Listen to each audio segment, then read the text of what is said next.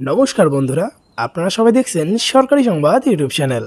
বন্ধুরা, গত 2 দিন ধরে একটানা বৃষ্টির ফলে মালদার কান্তটোলা গ্রামে প্রায় 100 মিটার এলাকা জুড়ে নদীতে ভাঙন শুরু হয়েছে।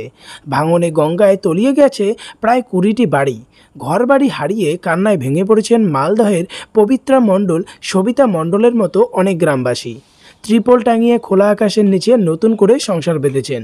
ভাঙনে ক্ষতিগ্রস্ত পরিবারের সদস্যরা ইতিমধ্যেই সেচ দপ্তর বালির বস্তা বেলে অস্থায়ীভাবে ভাঙন রোধের কাজ শুরু করেছে।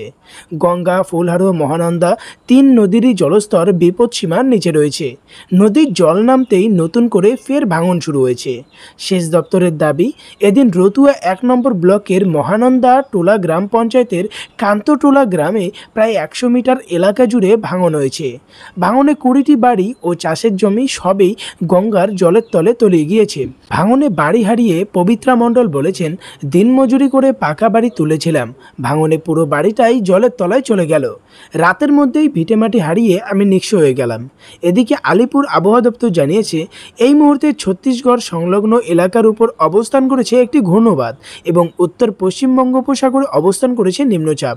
পাশাপাশি মৌসুমী করেগা, দীঘা ও বাঁকুড়ার ওপর দিয়ে আসাম হয়ে বাংলাদেশ পর্যন্ত বিস্তৃত রয়েছে, যার ফলে গাঙ্গেয় পশ্চিমবঙ্গের একাধিক জেলায় বজ্র বিদ্যুৎ সহ বৃষ্টির সম্ভাবনা রয়েছে। আবহাওয়া দপ্তরের পূর্বাভাস অনুযায়ী আজ পুরুলিয়া, বাঁকুড়া, ঝাড়গ্রাম, পূর্ব বর্ধমান, পশ্চিম বর্ধমান, বীরভূম, মুর্শিদাবাদ ও নদিয়াতে বজ্র বিদ্যুৎ সহ ভারী বৃষ্টির সম্ভাবনা রয়েছে।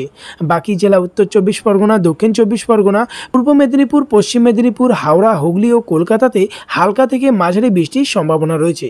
পরবর্তী 24 ঘন্টা পুরুলিয়া, বাঁকুড়া, ঝাড়গ্রাম, পূর্ব বর্ধমান, পশ্চিম মেদিনীপুর, বীরভূম, মুর্শিদাবাদ ও নদিয়াতে বজ্র বিদ্যুৎ সহ ভারী বৃষ্টির সম্ভাবনা রয়েছে।